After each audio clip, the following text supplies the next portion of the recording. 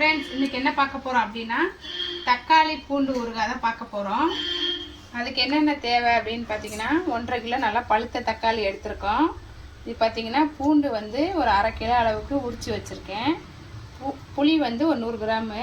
இது வந்து நல்லெண்ணெய். இது வந்து செக்கில் ஆட்டின நல்லெண்ணெய் தான் இதுக்கு யூஸ் பண்ணுறேன். நான் நல்லெண்ணெயே மேக்ஸிமம் யூஸ் பண்ணுங்கள், சூப்பராக இருக்கும் ஊறுகாய்.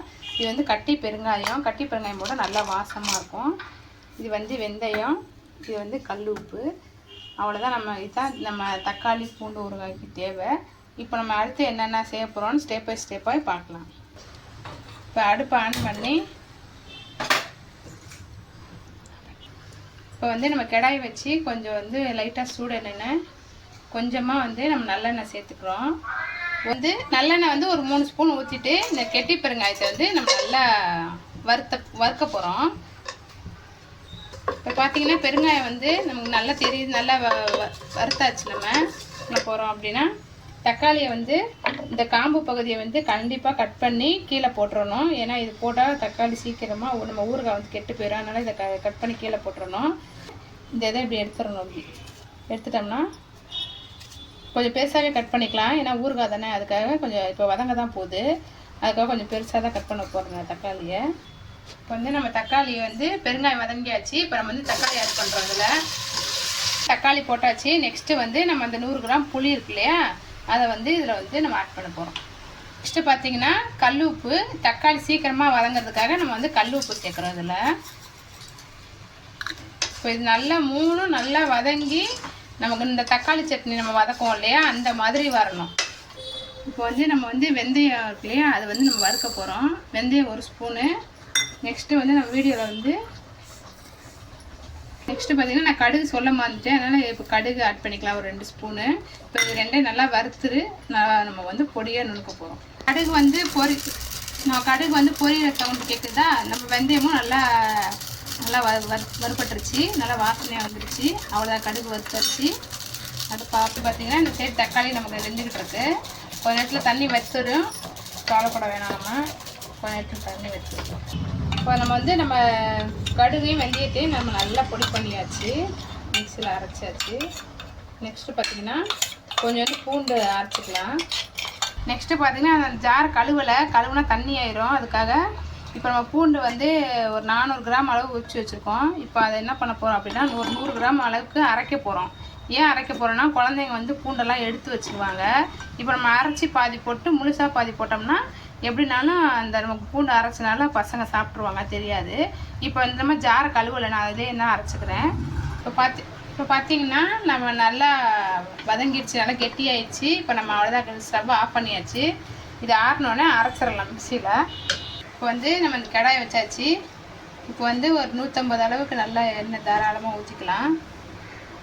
நெக்ஸ்ட்டு பார்த்தீங்கன்னா எண்ணெய் நல்லா காஞ்சிடுச்சு. இப்போ வந்து நம்ம வந்து கடுகு வந்து வெறும் கடுகு போடுறோம், உளுந்து இல்லாமல். அப்போ தான் கெட்டு போகாமல் இருக்கும். நல்லா கடுகு நல்லா பொரியட்டும்.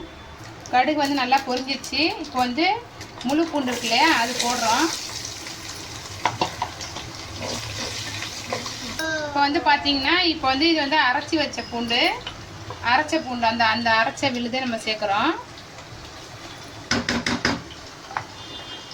இப்போ பார்த்தீங்கன்னா நல்லா அரைச்ச பூண்டு முழு பூண்டு நல்லா வதங்கிடுச்சு. நெக்ஸ்ட்டு வந்து நம்ம வெந்தய பொடி கடுகு பொடியை அரைச்சி வச்சுருக்கோம் இல்லையா, அதை ஆட் பண்ணுறோம். இப்போ வந்து அடுத்து நம்ம சிம்மில் வச்சுட்டு நெக்ஸ்ட்டு ஒன்று ஆட் பண்ணிடலாம். இதை ஆட் பண்ணிக்கேன்னு வந்து நான் வந்து சக்தி மிளகாத்தூள் தான் எடுத்திருக்கேன். அது வந்து 50 கிராம் அளவுக்கு போடுறேன். மிளகாத்தூள் போட்டு ஒரு 5 செகண்ட்லேயே நம்ம தக்காளி அரைச்சி வச்சுருக்கோம் இல்லையா, அதை வந்து பாருங்கள் எவ்வளோ சூப்பராக இருந்துச்சு பாருங்கள் நம்ம ஊறுகாய். இப்போ வந்து மிளகாத்தூள் வந்து கருகிடக்கூடாது, சிம்மில் வச்சுட்டு இப்போ நான் அரைச்சிட்டு வந்துட்டேன் மிக்சியில். நல்லா நைஸாக அரைச்சாச்சு. இப்போ வந்து இதை வந்து ஆட் பண்ணுறோம். அவ்வளோதான் நம்ம பூண்டு தக்காளி ஊறுகாவுக்கு. இது தண்ணிலாம் ஊற்றி அலசக்கூடாது. ஜாரை நம்ம அப்படியே தான் கையை விட்டு இல்லை ஸ்பூனை ஊற்றிட்டு வலித்து போட வேண்டியதுதான். இப்போ நம்ம ஊறுகாய் பார்த்திங்கன்னா ஆல்வேஸ் பாதி இது ரெடி ஆயிடுச்சு. ஆனால் இப்படி தான் தெளிக்கும். இங்கே பார்த்தீங்களா எங்கள் செவ்வூரை எப்படி தெளிச்சிருக்குன்னு. இப்போ தான் இந்த மாதிரி தெளிச்சிச்சு. அது ஒன்றும் பிரச்சனை இல்லை, நம்ம கழுவிக்கலாம். இந்த மாதிரி தான் தெளிக்கும். இன்னும் கொஞ்சம் நேரம் தான், இன்னும் ஒரு 10 நிமிஷத்துக்குள்ளார நம்மளோட பூண்டு தக்காளி ஊறுகாய் ரெடி. இது நம்ம இட்லி, தோசை, சப்பாத்தி எதுக்குனாலும், ரைஸு எதுக்குனாலும் போட்டு நம்ம சாப்பிட்டுக்கலாம். நல்லா டேஸ்ட்டாக இருக்கும். இன்னும் நமக்கு எண்ணெய் இன்னும் கொஞ்சம் இருக்குது, கொஞ்சம் கொஞ்சமாக ஆட் பண்ணிக்கலாம்.